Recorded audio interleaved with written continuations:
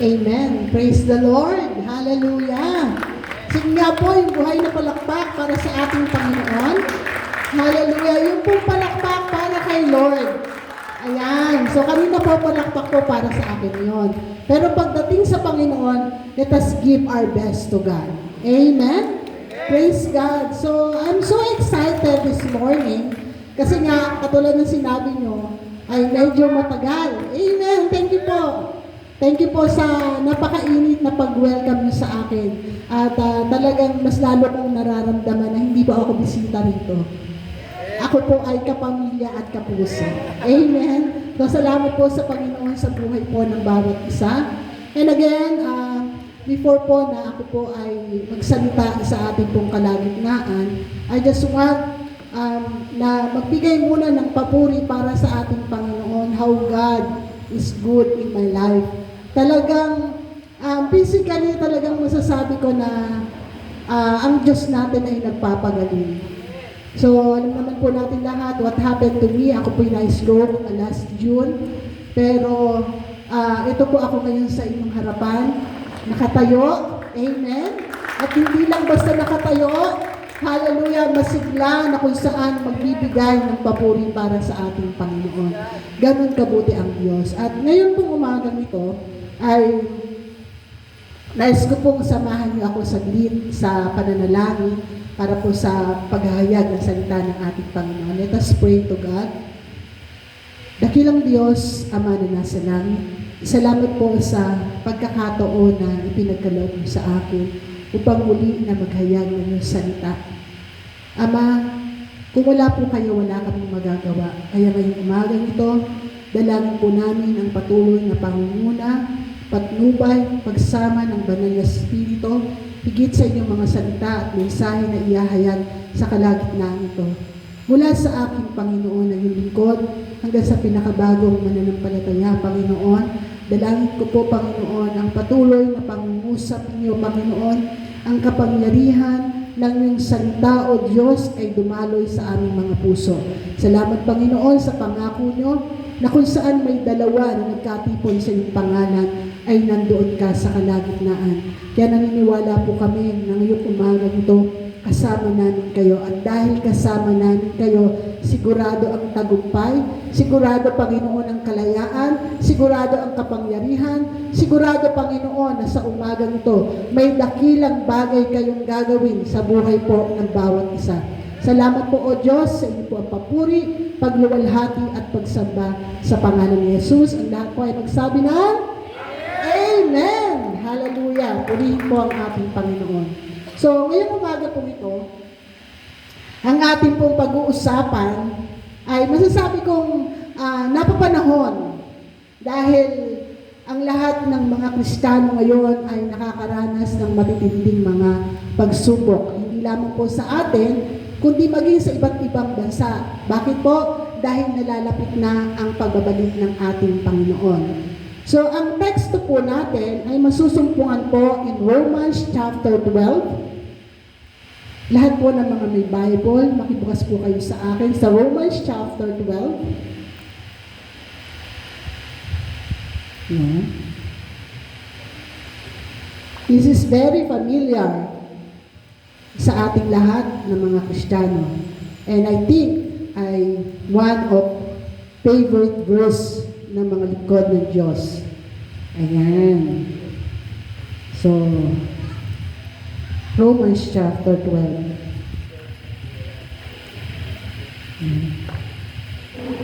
Pwede pong makisuyo. Ano lang po yung electric fan. Ililipat po kasi yung aking Bible. Ayan. Thank you po. Ayan. So, Romans chapter 12. This is our text for this morning. At ang ating pong key verse is verse 1 and 2. Pero yung the whole chapter of 12, chapter 12 ng Romans, ang siya pong ating tatalakayin ngayon. So ang key verse natin is verse 1 and 2. Yun lang po muna ang ating babasahin.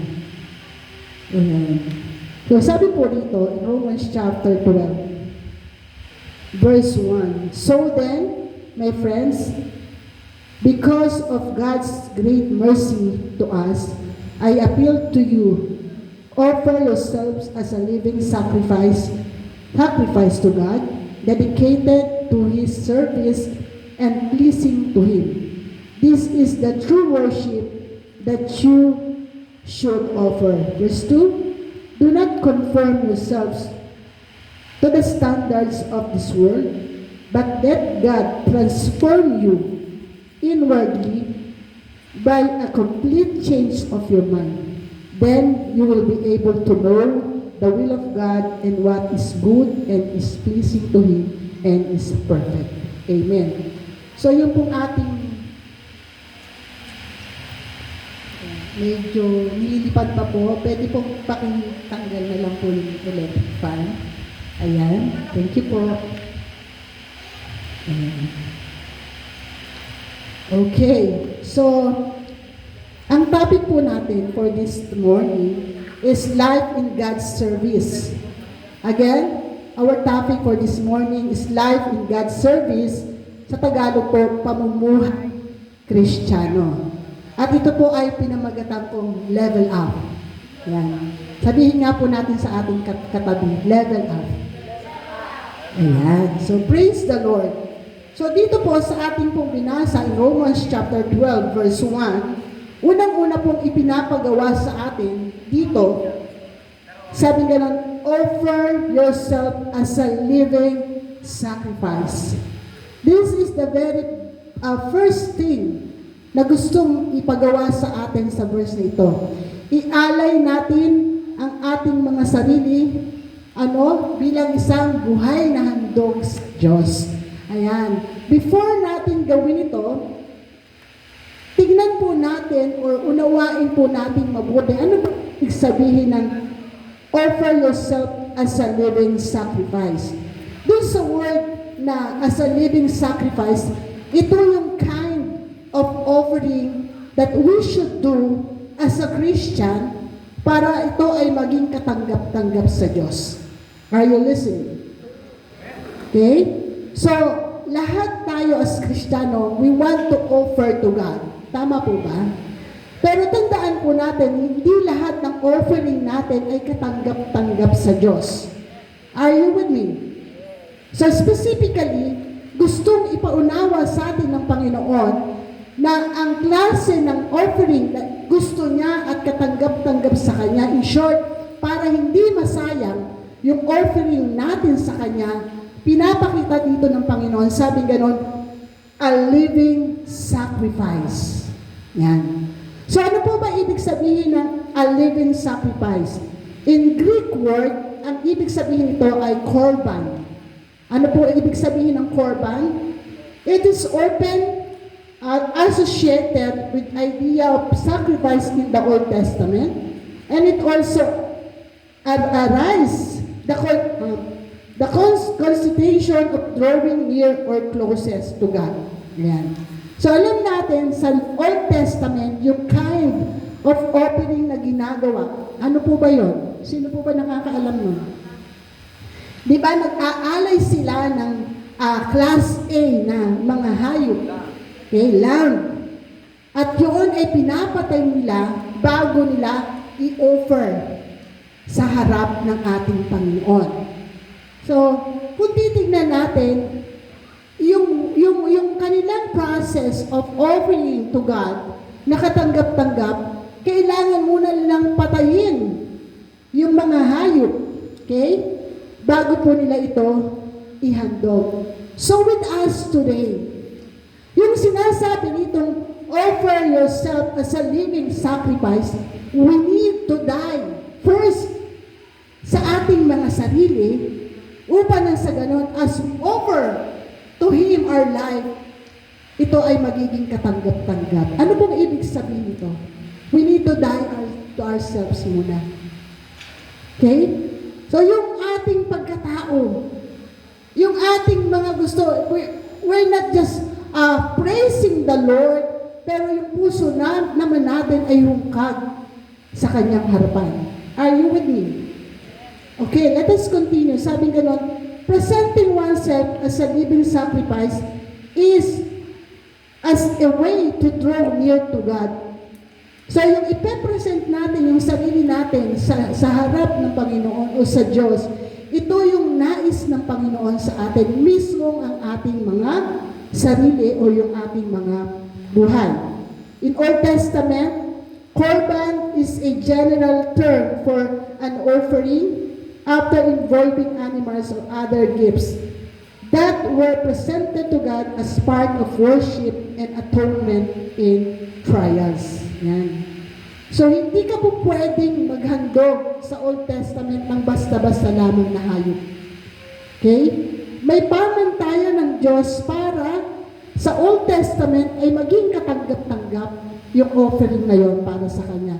Higit sa panahon natin ngayon. It is clear na sinabi rito, offer yourself, sarili mo, as a living sacrifice to God. For example, part of our offering is our money, right? Pero yung bang money na yon na ino-offer mo sa Panginoon is talagang pure or ito ay tira-tira lamang natin? Are you listening? Amen? Pwede yung oras natin. Yung oras ba natin ay talagang naibibigay natin yung pinaka for God? Or tira-tira pa rin natin? Mga kapatid, kailangan maintindihan natin that as we offer to God, dapat yun yung pinaka-mainam. Hindi yung pagod ka na for everything you do at saka ka, Lord, I'm here. I want to offer myself to you. Hindi ka nagpunta sa Lord para mag-offer sa ganung senaryo.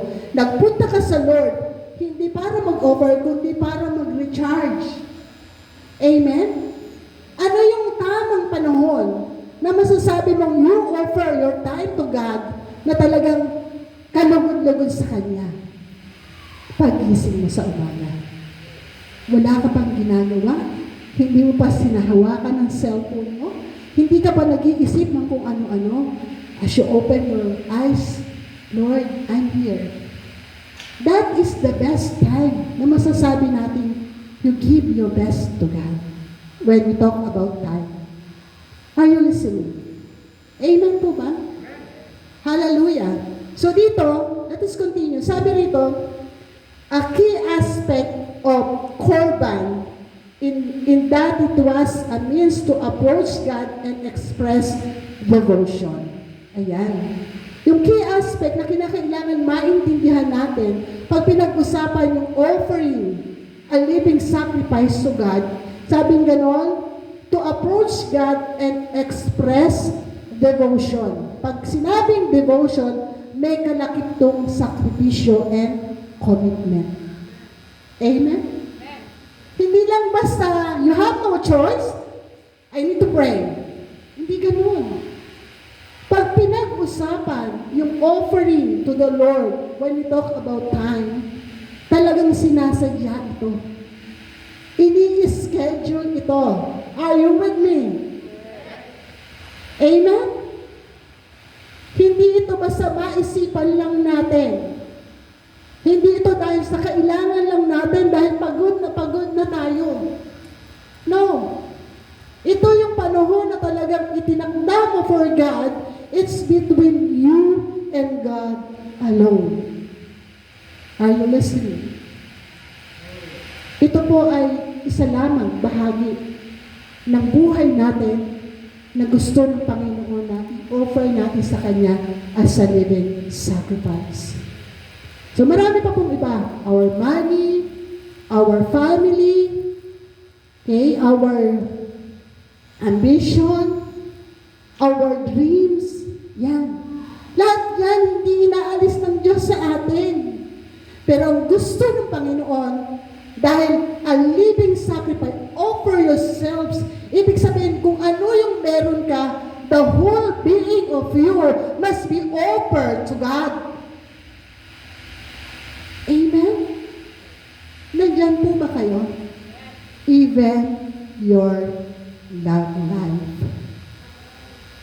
Hello? Can you say hi to me? Hello? Amen? Minsan kasi, tayo ang pumipili na, Lord, ito lang. Ito lang yung i-offer ko sa'yo. But the Bible is clear na ang sinasabi ng Diyos, offer yourself, the whole you, yung kabuuan mo. So, ibig sabihin, wala kang isa-set aside, wala kang pipiliin na, ito lang, Lord. Ang gusto ng Panginoon, lahat-lahat sa'yo. Why? Kasi ang buhay mo at ang buhay ko ay galing sa Kanya at pag-aari ng Diyos. Can you please give a clap offering to the Lord? Are you with me? Amen. Okay. Sabi rito, Paul urges believer to offer their bodies as a living sacrifice, which is a continuous and ongoing act of worship and devotion. So, hindi ito one time lang. Hindi ito pag Sunday lang. Amen? Ang sabing ganon, continuous and ongoing. Tuloy-tuloy. Sabihin mo nga sa katabi mo, kapatid, tuloy-tuloy. Amen? Hindi after ng service, tapos na. Kailangan every day of our life, 24/7, ongoing yung ating pagsamba sa Panginoon. Tuloy-tuloy. Amen? Praise God. At sabi rito, this living sacrifice is a response to God's mercy and involves a complete dedication of one's life to God. Amen. Hallelujah. Sabi nga nun, ulitin ko, this living sacrifice responds daw sa God's mercy. Kinahabagan tayo ng Diyos. Tama? Dapat ikaw at ako papunta na ng impyerno eh. Right? Pero dahil sa kahabagan ng Diyos sa atin, for God so loved the world that He gave His only begotten Son, that whosoever believe in Him shall not perish but have eternal life. Dahil sa kahabagan, sa pag-ibig ng Diyos, instead na papunta, ikaw at ako sa impyerno, ang punta natin ay langit na bayan. Amen. So dahil doon, response yung ginagawa nating pag-aalay ng sarili natin sa Diyos, sa ginawa ng Diyos sa atin. Amen? Hindi po pwedeng one-way relationship lang. Dapat pareho. It's about relationship with God. Are you with me? Amen. Okay, let us continue. Living sacrifice is a call to believers to dedicate their lives to God. Take note of this. It is a call. Sa lahat ng mananampalataya. Sino po ang mananampalataya ni Kristo dito? Can you please raise your hand? Sige po, be proud. Ayan. Raise your hand to the Lord. Amen. So ito ay panawagan sa lahat sa atin na mananampalataya ni Kristo. Sabi, it is a call to a believers to dedicate their lives to God and not as a one-time act like a traditional animal sacrifice, but as a continuous, ongoing offering of themselves. Hindi ito one-time act lang na pagka-linggo, okay na, then after ng linggo, wala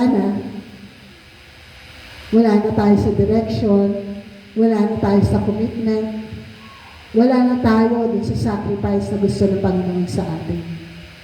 Ongoing to, kapatid, araw-araw. Kasi araw-araw, anak ka ng Diyos eh, hindi linggo lang. Sabi mo nga sa katabi mo, kapatid, araw-araw, anak ka ng Diyos. Amen?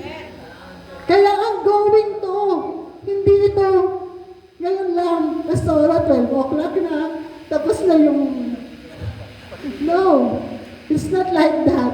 Amen. Hallelujah. So sabi nito, living sacrifice, ang Greek word nito is tousia zozan.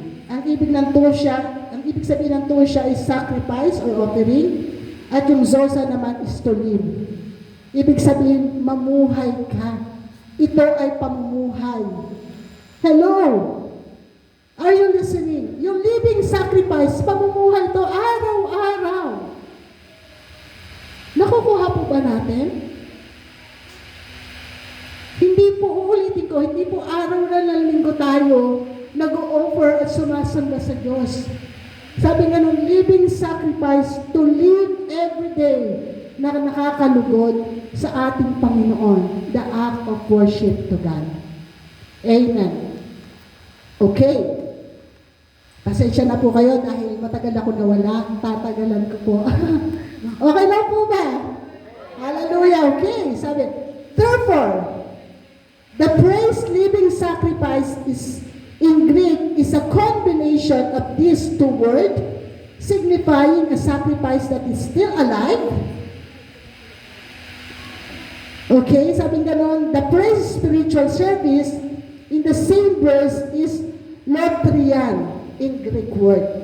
So sabi ganon, una, pinapakita na dapat mag-offer tayo sa Lord, patayin natin yung sarili natin.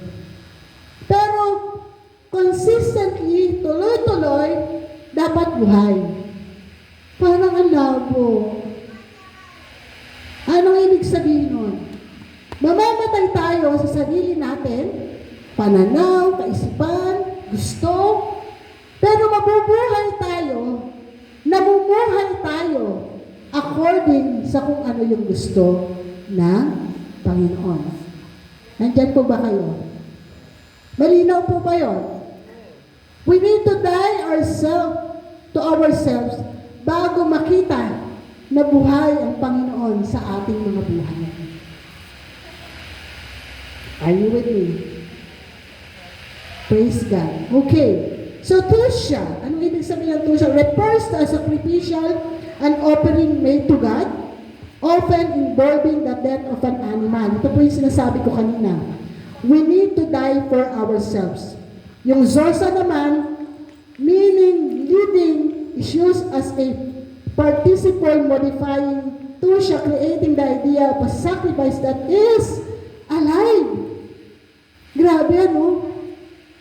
Yung Tusha, sabi ganon, the death of an animal. Ibig sabihin, we need to die for ourselves. Yung Zosa naman, sabi ganon, meaning living. Ay, ibig sabihin, the idea of a sacrifice that is alive. So, again, mamamatay tayo sa sarili natin. We need to die sa ating mga sarili. At habang tayo ay nagpapatuloy, buhay naman ang Panginoon sa ating mga buhay as we continue to serve and worship Him. Okay? Lahat po ba ng ginagawa natin na paglilingkod, kind of service to God ay talagang buhay? Pag yan ba pinadaan sa apoy ay mananatili? Are you listening? We need to check para ayaw ng Diyos na masayang. Okay? Totoo na lahat ng ginagawa natin sa Diyos ay hindi masasayang. Totoo po yun. Pero tingnan po natin the kind of quality of service or worship we are giving to God. Kasi yung realidad, meron talagang mga nawawalan ng kabuluhan pagka ipinadaan sa apoy.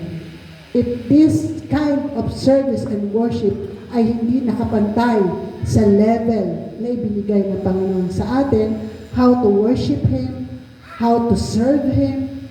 Are you with me? Amen. Okay. So, you need to die first for yourself to become a living sacrifice, not a one-time ritual sacrifice, but continuous and ongoing act of worship that is acceptable to God. Hallelujah. Okay. Sabi sa inyo, medyo mahaba. Praise the Lord. So, sabi rito, sa ating binasa kanina, yung hinahanap ng Panginoon, holy and pleasing to God. Holy and pleasing to God. Offer yourself as a living sacrifice, holy and pleasing to God. So ano yung holy and pleasing to God? Yung Greek word ng holy is hagian, which is, ang ibig sabihin, pleasing, ang ibig sabihin nun ay, the subsequent phrase which is often translated as reasonable service. Ang Greek word ng holy is hagian. Ang pleasing to God naman ay, ang hirap, kasi, eureston toteo. Ayun. So, anong ibig sabihin itong dalawa na to? Sabi nga nun, the subsequent praise which is often translated as reasonable service. Hagian, this is the adjective for holy, meaning set apart. Ayun. Yung palang holy na sinasabi nito, na kind of worship na kinalulugdan ng Panginoon, ay, sabing ganon, hallelujah, set apart. Yung buhay mo naka-set apart. Ibig sabihin, nakatalaga. Kaya obviously, sinasadya ito. Hindi ito yung kumaisipan lang, ay, pupunta ako sa church. Kumaisipan lang. Ay, maglilinis ako sa church. Kumaisipan lang. Hayo with me. Ay, aaten ako ng practice. Kumaisipan lang. Ay, magjo-join ako ng prayer meeting, kung maisipan lang. Ay, mag-share ako ng gospel, kung maisipan lang. Ay, magpapray kami ng family, kung maisipan lang. Mga kapatid, nakaset apart, ibig sabihin, nakatalaga, sinasadya ito, ini-schedule. Are you with me? So, pag sinasadya, walang pwedeng humarang doon. Kung yun itinalaga mo na, sinadya mong ibigay yung oras mo na yun for God, kahit ano pa man ang dumating na mga schedule, wait lang kapatid, wait lang kapamilya, meron na akong nakaset aside na time ko for God. Pwede ba after this? Hindi yung lagi ang gawain ng Panginoon ang mag-a-adjust sa atin. Are you listening?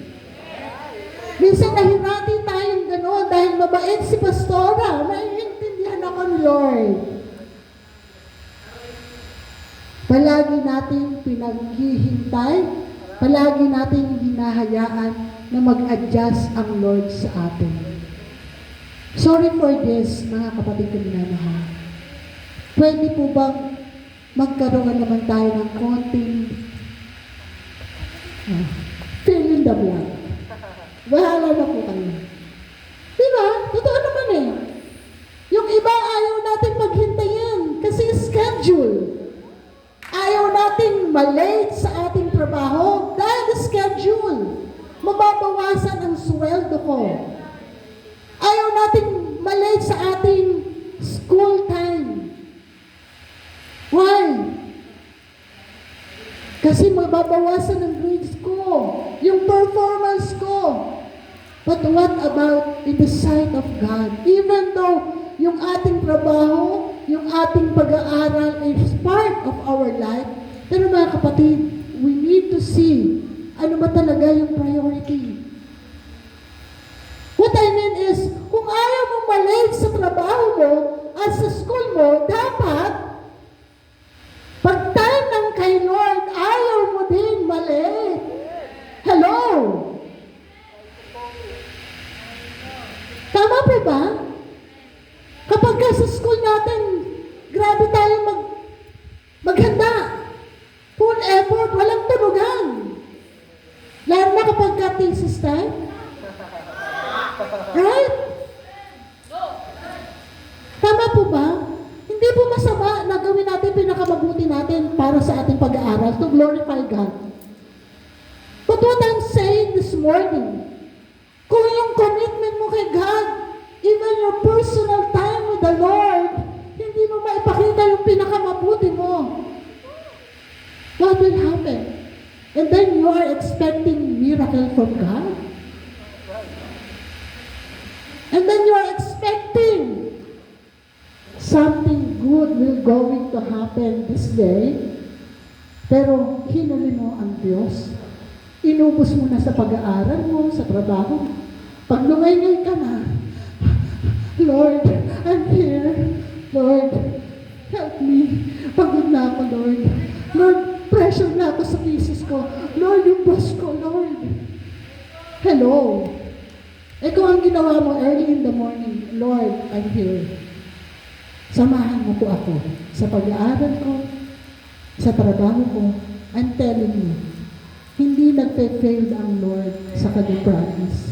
Seek first the kingdom of God and His righteousness, and everything shall be added unto you. Amen? Pwede ba natin palakpakan si Lord? Praise God. Hallelujah. Okay. Sabi rito, you rest. You rest on. Pati dila ako medyo ano pa. Pero praise the Lord. Konti na lang. Hallelujah. This word means well-pleasing or acceptable. And in this verse, it is used to describe the living sacrifice that is acceptable to God. Logically, it is the word for reasonable or spiritual. It is a noun that modifies the act of worship, which is considered as spiritual and thoughtful or as a reasonable service. Mga kapatid, walang ibang binigay na qualification ang Lord para yung pagsamba natin ay maging kalugod-lugod at katanggap-tanggap sa Kanya. Offer yourself as a living sacrifice, holy and pleasing to Him. Huwag tayong gumawa ng sarili nating measurement o qualification when we talk about worship to God. Amen.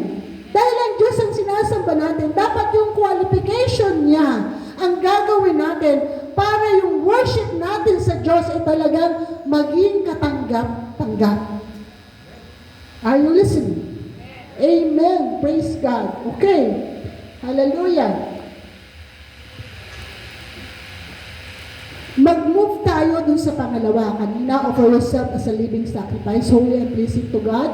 Sabi nito, sumunod, do not conform any longer to the pattern of this world. Yan. So, alam niyo po, napakaganda nito. Habang binabasa at pinag-aaralan ko to, grabe overwhelming ako sa ating Panginoon. Sabi nito, huwag kayong makiayon sa takbo ng mundong ito.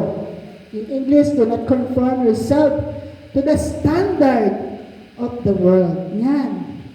Minsan kasi, even our worship to God, ginagamit natin yung standard ng mundo. Are you listening? Pero malinaw, sabi rito, huwag tayong umayon sa standard ng mundong ito. Okay? Sabi rito, tingnan natin yung meaning, yung conform na word. Kasi sabi, do not conform. Huwag kang makiayon. Sa Greek word na conform is systematizo, meaning to be molded according to a pattern or external form. It comes from sun and schema, implying being pressed into a mold by external pressure. Ayan. So, anong ibig sabihin nitong do not conform? Not just the word conform. Kundi do not conform. Kasi negative to eh. Amen? Sa mga Kristiyano. Huwag daw tayong makiayon. Anong ibig sabihin nito? Yung conform na tinutukoy dito, nababago o yung standard mo ay bumabase doon sa panglabas. Kung ano yung nakikita mo, kung ano yung in ngayon, kung ano yung trending ngayon, kung ano yung sikat ngayon, kung ano yung sinasabi at nagugustuhan ng maraming tao, kung ano yung sitwasyon ngayon. Sometimes, doon, yun yung nagpapress sa atin para tayo ay mamuhay sa mundong ito. Doon sa standard. Pero malinaw yung sinasabi ng Bible that do not conform any longer to the pattern of this world. Sabi ganun, implying being pressed into our mold by external pressure. Nasusundan po ba natin? This verb is used in the New Testament in the negative imperative, do not be conformed. Ibig sabihin, not to be passion into or pattern after something like clay, figure being formed by pressure. Ulitin po natin para mas maintindihan. Napakaganda po kasi ito. Do not conform, meaning not to be passion into a pattern after something like clay, figuring being formed by pressure. Okay? Hindi ka na-conform because of the pressure sa clay. Uulitin ko, like clay, hindi ka mapuform because of the pressure. Hindi ka mahuhubog doon because of the pressure. Hindi yun. That is the way and standard of the world. Na kaya ka napuform because of the pressure. Tingnan po natin ang gustong sabihin ng Panginoon. So dahil doon, lalo nating dapat maintindihan, we need the Holy Spirit in our life. Hindi ka napuform. Isipin natin mabuti, clay. Pinoform ang clay because of the pressure, right? Kung paano siya huhulmahin ng kamay. Amen? So, ang sabi rito, hindi daw dapat ganun. Hindi from outside, inside. Dapat maintindihan natin na perform tayo from inside, outward. That's why we have the Holy Spirit. Are you listening? Hindi ka nabago because of the pressure ng buhay mo.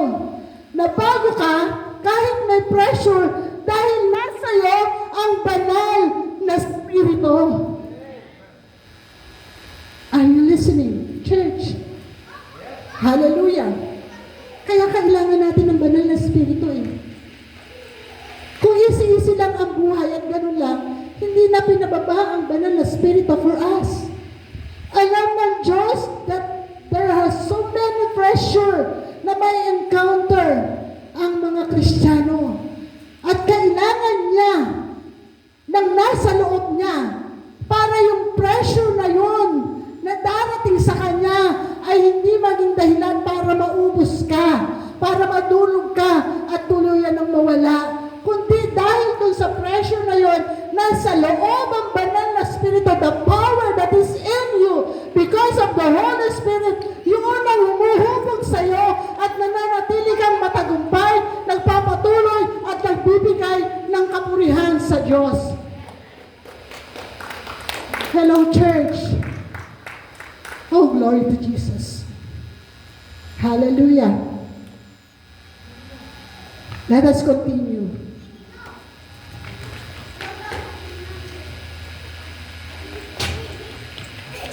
It refers to the outward, superficial custom and ways of thinking of the world or age rather than a deep internal change. So ito yung kanina, do not conform any longer. Do not conform. Ang ibig sabihin, it refers to the outward, superficial custom, pamamaraan ng mundo. Minsan doon tayo dumidepende eh. Sistema ng mundo, advice ng mundo, trend ng mundo, kaya tayo nag-give in. Nag-perform tayo doon. Hindi yun ang gusto ng Panginoon. Amen. Sabi rito, in contrast, ito yung gusto ng Panginoon. The parallel Greek word for transform in the same verse is metamorpho, which signifies a profound inner fundamental change like a caterpillar becoming a butterfly. Ang butterfly, hindi siya naging butterfly agad dahil sa surrounding. Nagmula siya sa loob at naging magandang butterfly. Meron akong sinend kay Pastora na picture na ilagay na. Okay. Okay, so Gusto ko po maintindihan natin ito, mga kapatid. Hindi aksidente na ginamit ang butterfly sa transformation. Kasi as we look and study this verse, yung do not conform any longer to the pattern of this world, but be transformed. Yung transform po na yun, ang specific na ginamit po ay yung patungkol po sa butterfly. Amen. So, butterfly life cycle stage and process. Ito rin po yung pattern ng Diyos sa atin. Are you listening? Okay, saan po ba nagsimula ang butterfly? Sa egg. It started with egg, tama? And then, young caterpillar. After ng egg, young caterpillar. Ano po yung young caterpillar? Ang main mission ng young caterpillar is to eat and grow until it reaches its full size. Kapatid, tayo nung tinanggap natin si Kristo, doon tayo nagsimula. Amen? And then, tayo ay magiging parang caterpillar na ang purpose doon sa stage na yon ng buhay Kristiyano natin o mananampalataya is to eat and grow. Not just to eat.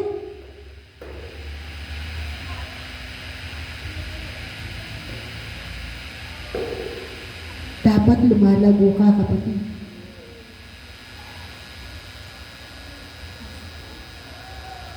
Kapag matagal ka ng Kristiyano, hindi ka dapat kain lang ng kain. We need to understand this. Huwag tayong padaya sa kaaway na kain lang tayo ng kain. Every Sunday, kain tayo ng kain. Sabi rito, hallelujah, to eat and grow until reaches its full size. May nakatakdang panahon ang Diyos sa ating lahat, individually. Kumakain tayo, pero dapat lumalago tayo dahil merong hinihintay na size ang Lord sa atin para magtuloy-tuloy ang transformation ng ating mga buhay. Let us continue. Sabi nga nandito, once it has reached that point, ano yung point na yun? Yung full size. It undergoes as remarkable transformation. So, noong una, as a Christian, we enjoy fellowship, attending churches, fellowship with each other, pero dapat hindi pwedeng puro ganon. Amen? Dapat darating tayo sa point na sabi nito yung remarkable transformation. Ibig sabihin, mula doon, sa young caterpillar, unti-unti, nagiging kagamit-gamit ka in the sight of God to glorify His name. Ulit po, hindi po pwedeng puro kain lang tayo. That is not the design of God sa mga Kristiyano.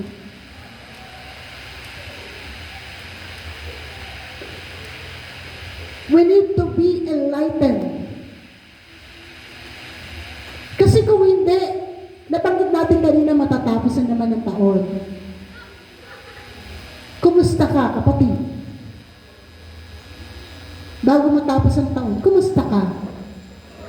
Nandito ka na ba sa point na lumalabas ka na sa pagiging young caterpillar? Or nananatili ka pa rin young? Nakain ng kain ng kain ng kain. Why? Because hindi mo naiintindihan na ang young caterpillar, ang trabaho niya kumain at mag-grow. Hindi sa size ng katawan, ha? Spiritually speaking. Are you with me? Yung commitment mo, yung sacrifices mo, yung attitude mo, kasama doon sa nag-grow. Even your finances. Amen? Okay, sabi rito, it feeds on lips, hangs upside down to form the pupa. Ayan. So, as young caterpillar, can you imagine, yung naghahang ka sa leaves, yun yung caterpillar, diba? Nakakita na ba kayo? Na nakasabit sa leaves na talagang green na green. Ang ginagawa nun, nag-enjoy lang siya kain siya ng kain. But again, hindi lang yun ang buhay natin as young caterpillar. So sabi ganun, that is preparation papunta sa pagiging pupa.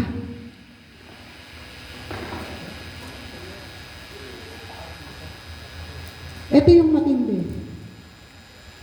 Yung pupa. Samahan tayo ng Diyos na maintindihan natin, maihayag ko to, na may kapangyarihan mula sa Panginoon. Uulitin ko, it feeds on lips, hangs upside down to form the pupa. Praise. Again, it feeds on lips, hangs upside down to form the pupa. So after ng pupa, a young caterpillar na maghanghang sa leaves, mag-enjoy, kumain. Nag-grow siya. At kapag ka nag-grow na siya, na-meet na yung full size na hinihintay para maging magiging pupa ka na. Amen? Kapatid, yun yung pamamaraan ng Diyos sa atin. Uulitin ko, pinapakain tayo ng Diyos para tayo ay mag-grow, mag-mature. Why? Kasi hindi mo po pwedeng hindi daanan ang pagiging pupa.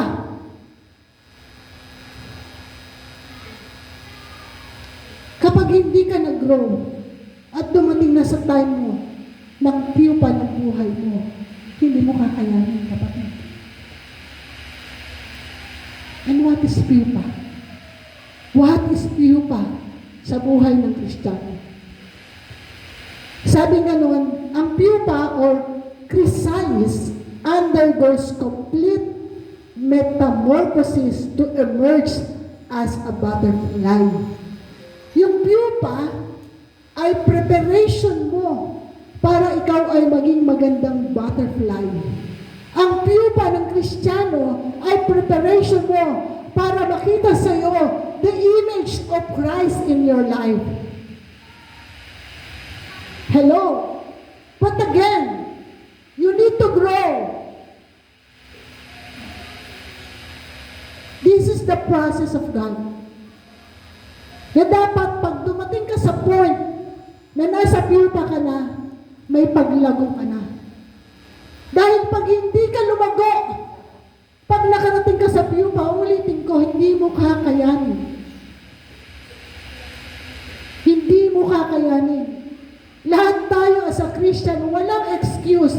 Kahit bishop, kahit mga doktor, kahit matatagal ng Kristiyano, kahit malalaking organization pa, you need to undergo sa iyong pupa ng buhay. And again, what is pupa? Praise God. Sabi nito, a complete metamorphosis to emerge as a butterfly. This is your dark moment of your life as a Christian.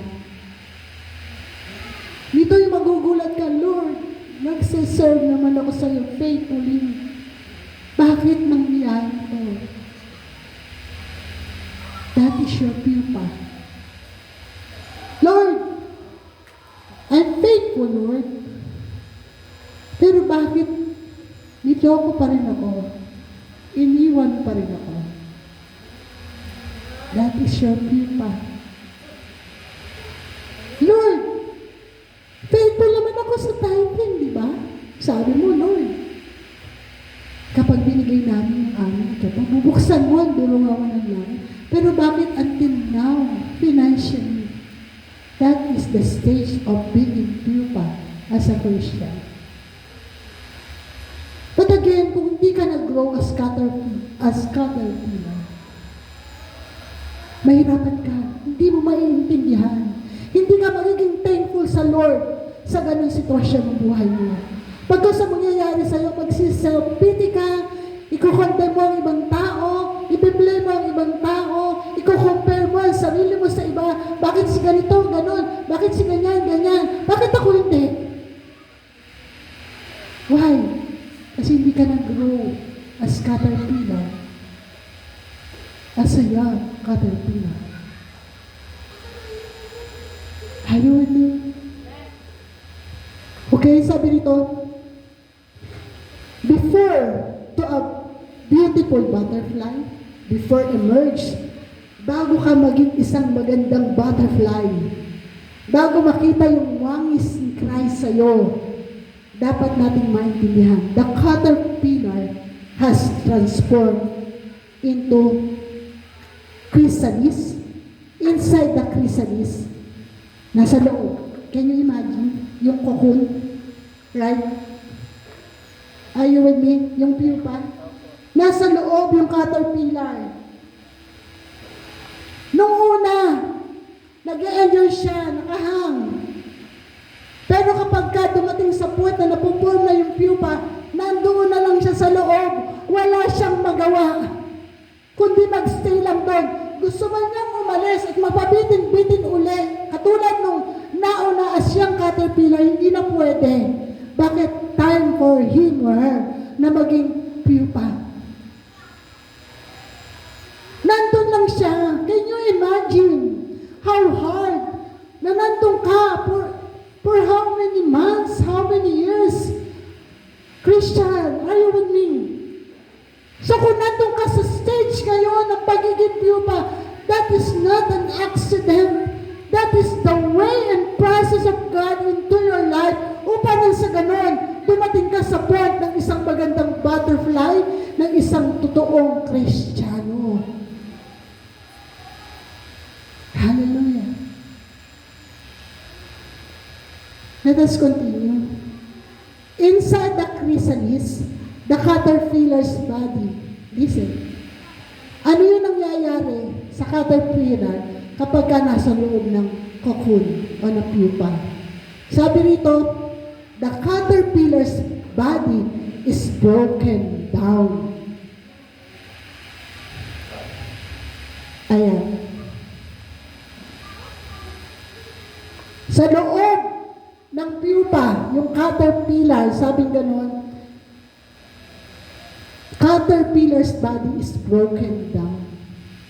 So yung moment natin na tayo ay nasa pupa, dinudurog ka ng Diyos. Hello? Your brokenness now, yung pinagdadaanan mo ngayon na may hirap, dinudurog ka ng Panginoon. Nasa loob ka ng pupa. But again, kung ikaw ay nag-grow as caterpillar, anong gagawin mo? Nahihirapan ka? Nasasaktan ka? Pero still, yung joy and peace is in you. Alam mo that all things work together for good to those who love Him and called according to His purpose. Alam mo yan. Hindi ka nalilito. Hindi ka nalilito. Nasa kukod ako ngayon. Kasi plano ng Diyos to. Dinudurog ako ng Panginoon. Pinaprepare ako ng Panginoon upang sa paglabas ko doon sa kukod o doon sa pupa, isa akong magandang butterfly na lumilipad at nagbibigay ng papuri sa Diyos. Sige po, palakpakan natin ang Panginoon. God deserves the glory. Amen? Sino po yung may pinagdadaanan ngayon? Kapatid, dadaan ka lang dyan. But it's up to you kung gusto mo manatili. But the plan of God is padaanin ka lang dyan. Nasa pupa ka ngayon. Stage ng pagiging pupa. And again, sa loob nun, sabing ganon, hallelujah, praise be the name of the Lord. Inside the pupa, the caterpillar's body is broken and recognized into the adult butterfly's form, including wings, new eyes, and mouth parts. So pagka na-broken na yung caterpillar, unti-unti naman namomold, yung butterfly, ano yung sinabing part ng butterfly na minomold dito? Adult butterfly's form, including wings, new eyes, and mouth parts. Sabi ko, bakit kaya wings? Bakit kaya eyes? Bakit kaya mouth lang? Tinanong ko to sa Lord. Sa palagay natin, bakit? Kasi ito yung papel natin. Sabi nga nun, new eyes. Hindi sinabing same eyes. So, ibig sabihin, habang nasa kakun tayo, yung ating pananaw, binabago ng Diyos. Are you with me? Na yung pananaw natin na dati nakabase sa standard ng mundo, paglabas mo mula dun sa kukun, mula dun sa pagiging pupa, yung pananaw mo ay nakabase na, base sa paningin at prinsipyo ng Diyos. Kaya nga, do not conform any longer to the pattern of this world, but be transformed by the renewing of mind. Amen? Ano pa? Sabing ganoon, wings. Bakit wings? Ang dami namang pwedeng ihalin tulad ng Lord sa atin. Bakit kaya ito pang butterfly? Kasi alam niyo po ba ang butterfly? Napakalaya ng lumipad, ng lumipad, ng lumipad. At habang lumilipad siya, very attractive sa mga taong nakakita. So ang buhay natin, ganoon ang gusto ng Panginoon. Gusto ng Lord na lumipad ka. Not literally na lilipad ka. Lilipad ka sa standard ng Diyos, hindi sa standard ng mundo. Maging malaya ka. Are you listening? Maging malaya ka sa paglipad mo. Huwag nakabase sa standard ng mundo. Wala kang perang malaki? Lumipad ka, kapatid. Dahil hindi ang standard ng pera ng mundo ang nagpapasaya sa tao, kundi ang standard ng Panginoon. Kahit wala kang maraming pera, kung nakita mo na pinalilipad ka ng Panginoon, maniniwala ka na ikaw ay magiging masaya at kontento pa rin. Kahit hindi mo marating yung mga pinopost nila sa Instagram, sa Facebook, nakapunta ng ganito, nakapunta sa ganon. So what? Hindi ka ba nakapunta sa ganon mga lugar? Pero dahil alam mong pinalaya ka ng Panginoon, mula sa standard ng mundo, magiging masaya ka. Amen? Kahit diyan ka lang sa Jose Rizal Coliseum nakapunta. Are you with me? Amen. Well, kasi hindi na yung standard ng mundo eh. Minsan we struggle a lot kasi yung standard ng mundo. Bakit si ganito, hindi naman Kristiyano, nakapunta sa Japan?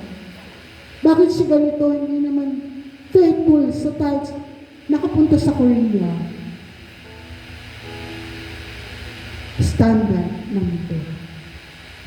Pero kung ikaw ay malaya, nakatulad ng isang butterfly, nakapunta, si kapatid nakapunta sa Japan, praise God.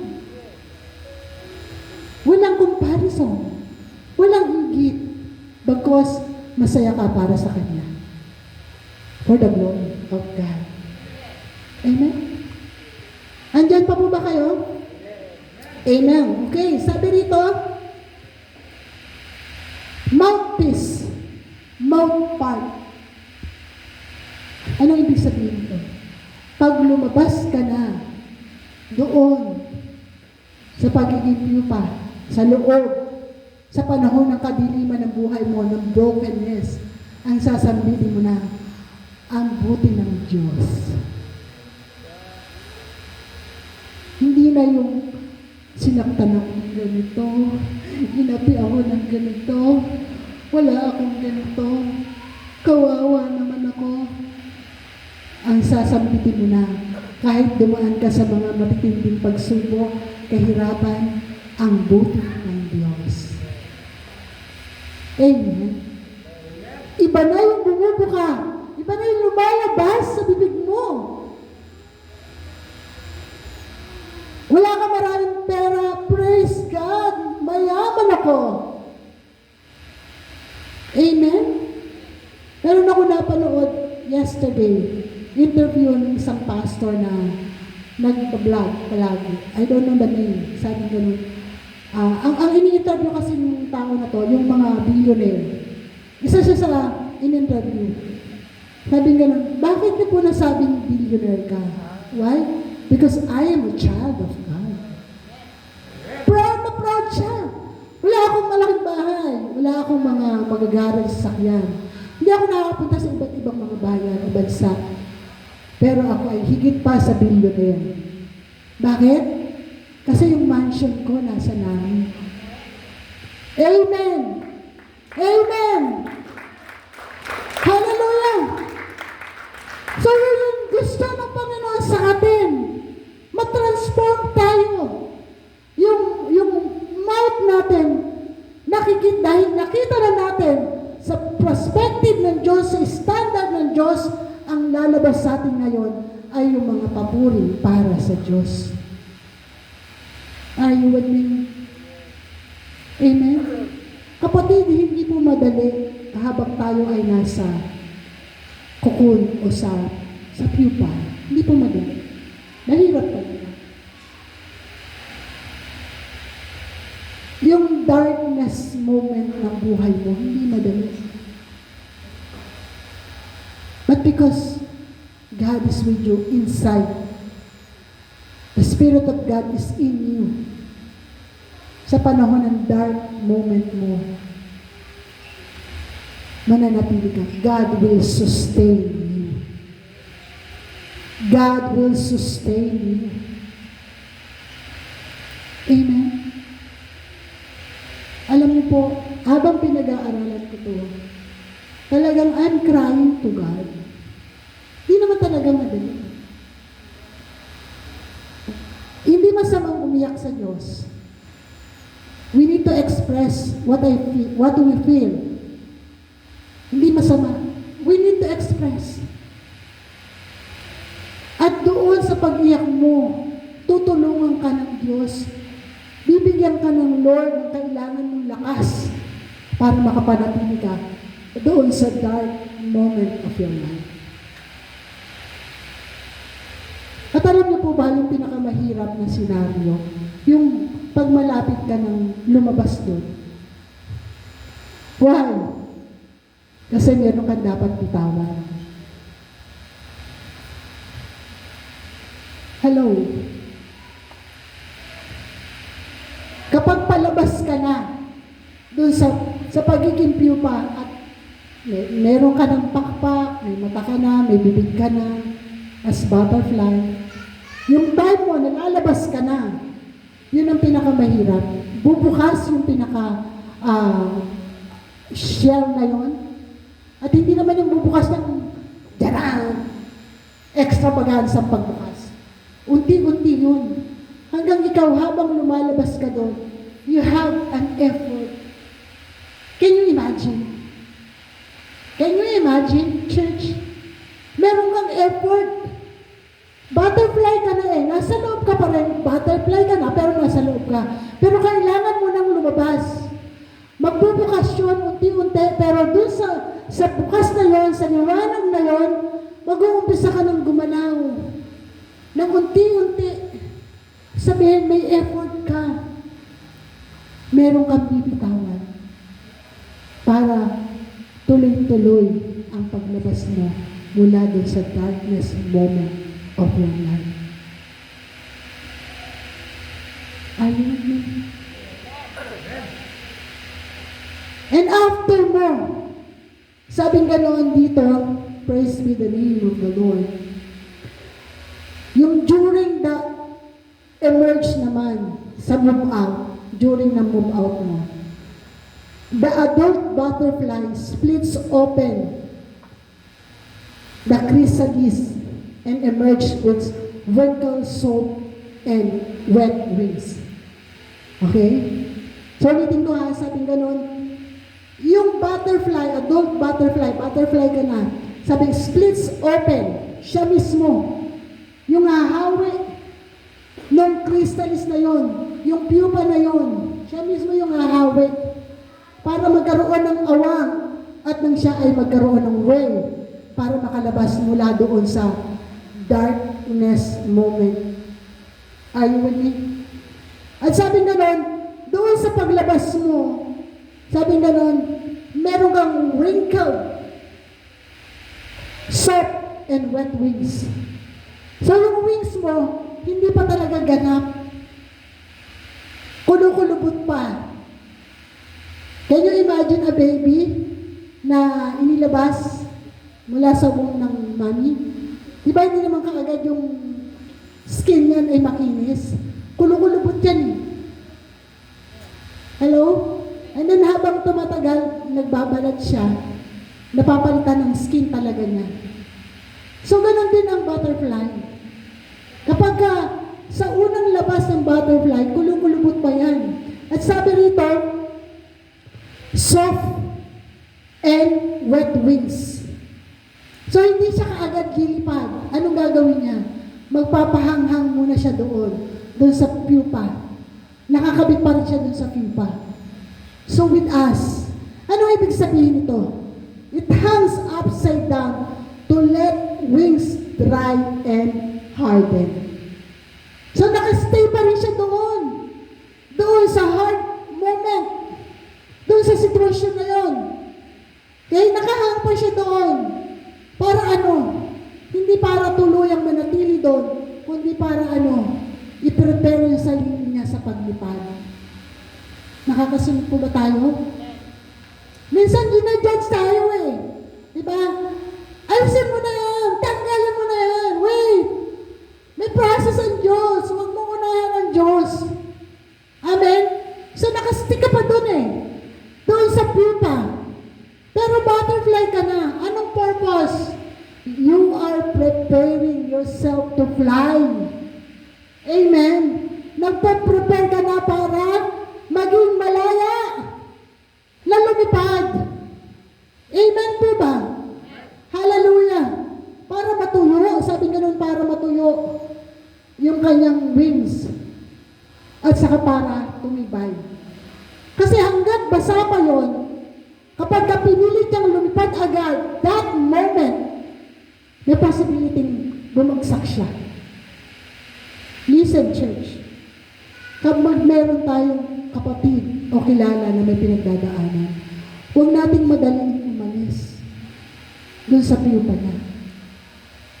Kasi pag umalis siya doon ng hindi perfect timing of God, pwedeng ang mangyari sa kanya ay bumagsak ulit. Are you listening? Kasi minsan tayo, sorry for this minamadali natin ang lahat. Kapatid, ano ba? Malis ka na dyan. Alam mo nang ganito eh. Ganyan. Wait. Hindi mo alam ang nasa isip at puso ng kapatid mo. Hindi mo alam kung ano pinagdadaanan niya ngayon. Nahihirapan yan. Gusto na umalis. What you need to do is encourage, pray, and show love and affection. Amen? Kasi minsan, yung pagpupumilit natin sa time natin, nakaka-pressure, hindi nakakatulong. Nandyan po ba kayo? Hallelujah. Okay. Ang sabi rito, the butterfly pumps fluid. Ito yung during the emerge, yung paglabas niya, pag-move out niya, palabas na. Sabi ganun, the butterfly pumps fluid or hemolymph into the veins of its wings to expand them and their full size, in their full size. So, pag daw ang butterfly, palabas na doon sa pagiging pupa, sabi ganun, habang nakahang siya, naglalabas siya ng fluid. Na yun yung tumutulong para para marating yung full size. Ibig sabihin yung perfect na size niya to fly. So with us, Christian,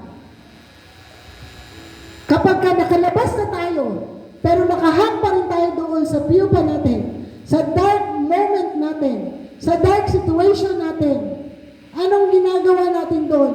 Naglalabas ka ng fluid. Ano yung fluid na yon? Pananampalatayang inilagay ng Diyos sa'yo, nakabase sa Kanyang salita. Amen? Lord, I can do all things through you who strengthen me. Amen? Piniprepare mo na yung sarili mo, naglalabas ka, nagre-release ka. Hindi yung, okay na ako, lilipat na ako, no. Church, are you listening? Amen. Okay, sabi rito, hallelujah, ito na yung after the immersion. Naintindihan na po ba natin yun? Na kapag andun ka pa sa dark situation ng buhay mo, hindi ibig sabihin, nag-give in ka pa rin doon. Na nandun ka pa rin. Butterfly ka na. Kristyano ka na. Pero hinahanda yung sarili mo sa paglipad mo. Sa pagiging malaya mo. Para hindi ka nababalik. Are you listening? Para hindi mo na uulit-ulitin. Are you listening? Hallelujah. So sabi ganoon, after emerge, sa paglabas na, nakalabas na, the butterfly test for about rest for about an hour. Ayan. Sa paglabas mo, sabi ganoon yung butterfly, magre-rest daw for about an hour or more. Bakit? To allow its wings to fully dry and harden before its first flight. Wow. Diba? Paglabas mo sa dark side, sa pupa time ng buhay mo as a Christian, butterfly ka na, sabi ganon, nagpahinga ang butterfly. Isang oras o mahigit. Para ano? Para tuluyang mag-dry yung kanyang pakpak at maging strong at maging handa sa kanyang first flight. Ano yung rest moment ng isang Kristiyano? The presence of God. Are you listening? Uulitin ko po. Kasi sabi nito, an hour. Imagine ano, kung pananaw ng isang tao, kapag ka ang pupa moment mo ay sobrang hirap, kulang ang isang oras sa pamamahinga. Amen. Tama ba? Durog na durog ka. Sobrang hirap yung pinagdaanan mo. Tapos isang oras lang pahinga mo. Pamantayan ng tao. Pero alam niyo po ba, ang pahinga sinasabi nito in the presence of God, kahit saglit lang, ay parang kaibigan. Tama? Yung saglit na yun, pag talagang na-encounter mo the very presence of God, kapatid, higit mo pa ang bumaba ng isang taon. Higit mo pa ang nagpahinga ng isang taon. God can restore you kahit sa isang pitik lamang na Panginoon. Ang kapahingahan natin bago tayo lumipad ay ang presensya ng Diyos. Paglabas mo, kapatid, doon sa pupa, magpahinga ka sa presensya ng Diyos. Amen? Hallelujah. Sabi rito, rest in God's presence para sa iyong preparation for your first flight. Alam niyo po ba, mga kapatid, this is my first flight. Kakalabas ko lang po yesterday. Amen. Sabi ko kay Pastora Gold, Pastora, I'm ready. Nakapagpahinga na ako sa presensya ng Diyos.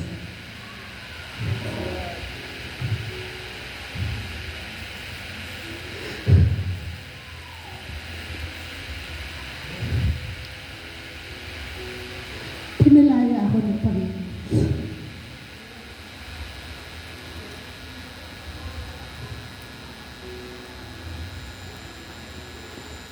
Sabi ko kay Lord, Lord, ayokong tumayo.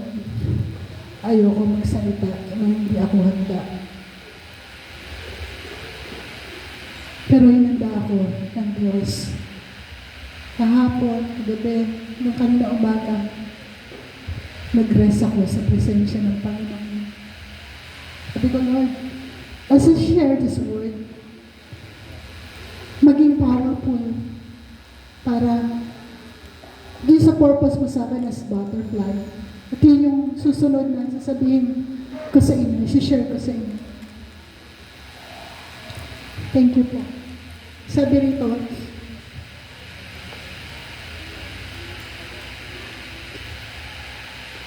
once ready, the adult flies away. Para ano? To feed and reproduce. Hello? Pagkatapos mo dun sa kukon, sa pupa, ginawa kang butterfly ng Lord, pinagpahinga ka sa presensya ng Diyos. After that, hindi ka mananatiling namamahinga.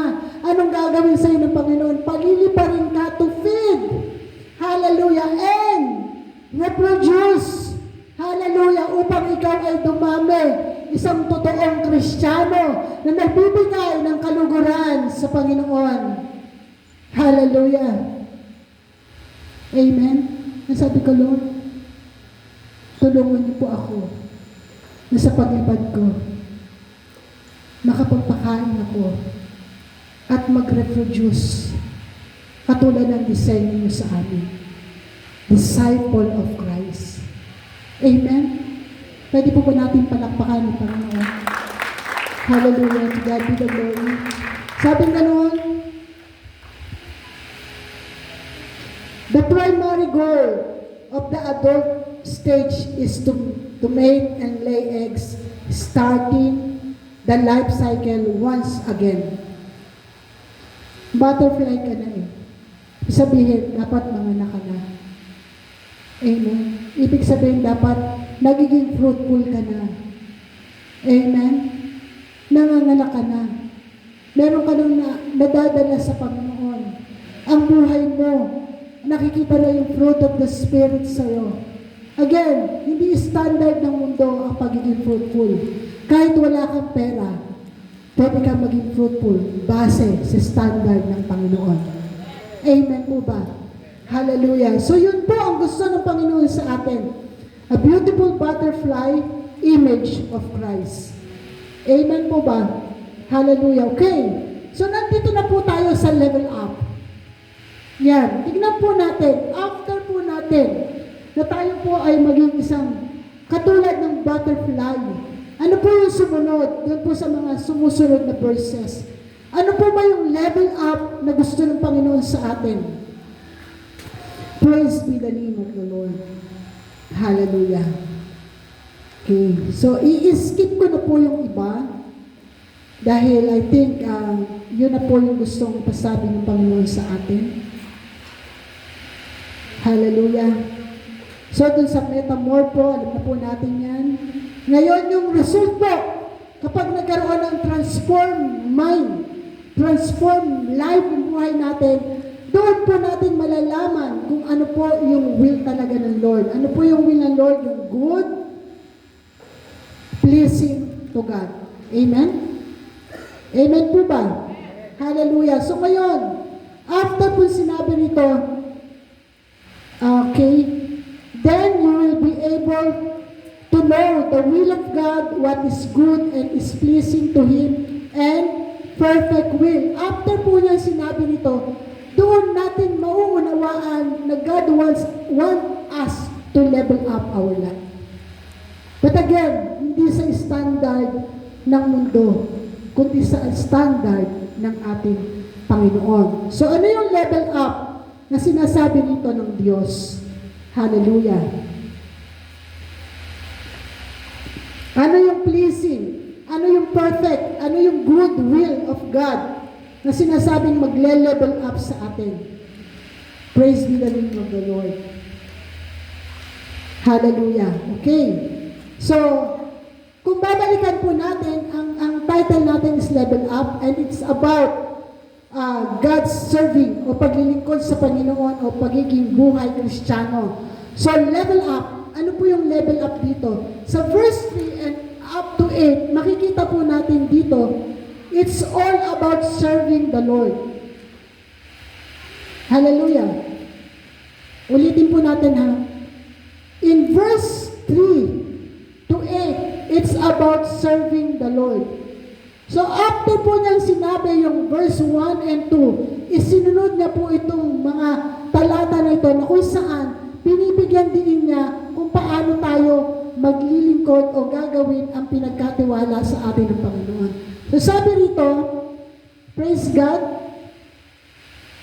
dahil sa kagandahang loob ng Diyos sa akin, sinasabi ko sa bawat isa sa inyo, huwag ninyong pahahalagahan ang inyong sarili ng higit sa nararapat.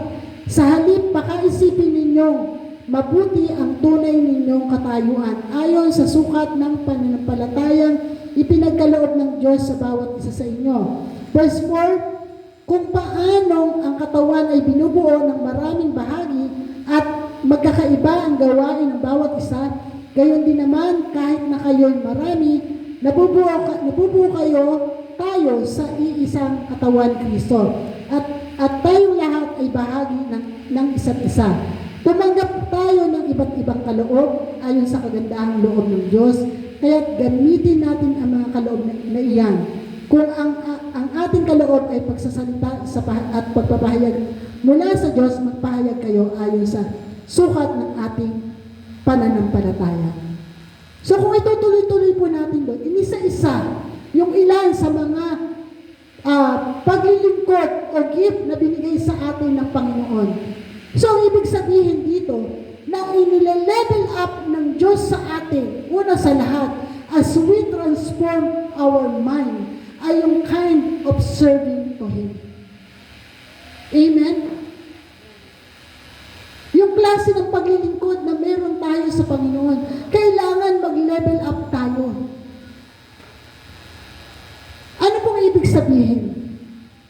Alam natin, kapag pumunta tayo sa iba't ibang mga church, maraming mga church na malalaki, magaganda, at wow na wow sa mga instrument. Tama? Pero paano naman yung mga churches o kapatid natin, mga lingkod ng Diyos na hindi ganun ang kalalagayan? Ibig po sabihin, hindi sila nag-level up? Church, ibig po sabihin, hindi sila nag-level up? Ginampanan nila kung ano yung pagkakatawag sa kanila ng Panginoon. Hindi man naging maganda, o naging maayos, o naging bonggang-bongga yung kanilang mga instrument o building na kung saan inilagay sila ng Panginoon, it doesn't mean hindi sila nag-level up. Kasi minsan, nakakalungkot isipin na maging ang mga pastor nadadaya na kapag level up ang pinag-usapan, dapat magandang church. Dapat air condition. Kung level up ka na, pastor, air condition na yung church mo. Pwede nga. Paano yung iba? Nagdipay-pay lang, kahit electric fan wala. Hindi ba sila nag-level up ng paglilingkod nila?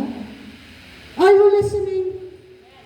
Kaya minsan nagkakaroon ng sorry for this. Nagkakaroon ng parang, what do you call that word na? Discrimination ba tawag to? Na para bang pagka, ang laki-laki ng church, kung paano welcome ibang klase. Pero kapag ka ang church ay maliit, kapag ka ang church ay walang aircon, pag-iilan lang ang miyembro, hindi mo makita yung bongacious na pag-welcome. Be transformed by the renewing of mind. Ang gusto ng Panginoon, mag-level up tayo sa lilingkod natin sa Kanya. Tama? Sabi rito, magturo ang tumanggap ng kaloob sa pagtuturo, magpalakas ng loob ang may kaloob sa pagpapalakas ng loob. Kung pagbibigay ang inyong kaloob, magbigay kayo ng buong puso. Kung mamuno kayo ng buong sikap, kung pagkakawang gawa ang inyong kaloob, gawin ninyo yan ng buong galak. Amen? So, inisa-isa dito, yung gift na binibigay sa atin ng Panginoon, dito tayo pinagle-level up ng Diyos. Ano yung gift mo, kapatid? Ano yung part mo sa church, kapatid? I-level up mo yan. Kung ang part mo ay tagalinis ng church, i-level up mo yan. Kung dumadating ka dati ng 6 o'clock, dumating ka ng 5 o'clock. Para wala nag-amen na. Diba? Hindi ka makukontento sa kung ano lang na basta ng paglilinis. Why? You are doing that for God, not for your pastor. Amen? Level up. Sabi mo sa katabi mo, level up. Kapag ka naka-assign ka magturo o magsalita, i-level up mo yung panahon mo to pray. Preparation sa ituturo mo. Hindi yung kung kailan, although there comes a time, in season or not, God is testing us. Kaya nga, mahalaga na lagi tayong prepare yung heart natin. Tama po ba? Amen po ba? Level up sa paglilingkod. Okay. So ano po? Verse 9 and 10. Ano sabi rito? Maging tunay ang inyong pagmamahal. Asuklaman ninyo ang masama at pakaibigin ang mabuti. Magmahalan kayo bilang tunay na magkakapatid at pahalagahan ninyo ang iba ng higit sa pagpapahalaga ninyo sa inyo. Level up your love. Amen? Level up your love. Kailangan matutunan po natin how to serve others. Always take the opportunity para mapakitaan mo ng pagmamahal ang kapwa mo sa pamamagitan ng paglilingkod. Sa gawa, hindi sa salita. Amen? Nandyan po ba kayo? Paano ba natin maipapakita yung level up na pagmamahal? Meron din tayong pinagdadaanan. Lahat tayo. Pero pag alam natin ang kapatid natin, ay mayroong pinagdadaanan. May isasantabi mo yung pinagdadaanan mo. Tama po ba? Dahil mahal mo yung kapatid mo, you will encourage. You will pray. Gagawan mo ng paraan to spend time. Hindi, yung pagmamahal ay hindi lamang sa isip, hindi lamang sa salita.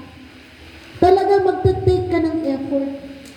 Pag halimbawa, meron kang kapatid na alam mong may pinagdadaanan, there comes a time, kung kinakailangan puntahan mo.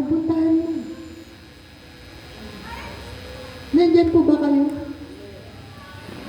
It's about relationship. Hindi yung kung kailan lang kapatid. Ano ba? Kung kailan lang kayo nagkita. Level up na klase ng pagmamahal. Lalo na doon sa mga tao na hindi ka mahal-mahal. Kasi di ba yung realidad kahit kapatid natin sa pananampalataya, parang hindi ka mahal-mahal eh. Hello, nakaka-relate po ba kayo? Nandyan po ba kayo? Nandyan pa po ba kayo? Amen. Level up na klase ng pagmamahal. Ano pa po? Sa verse 11, sabi ganun dito, magpakasipag kayo at huwag maging tamad. Buong puso kayong maglingkod sa Panginoon.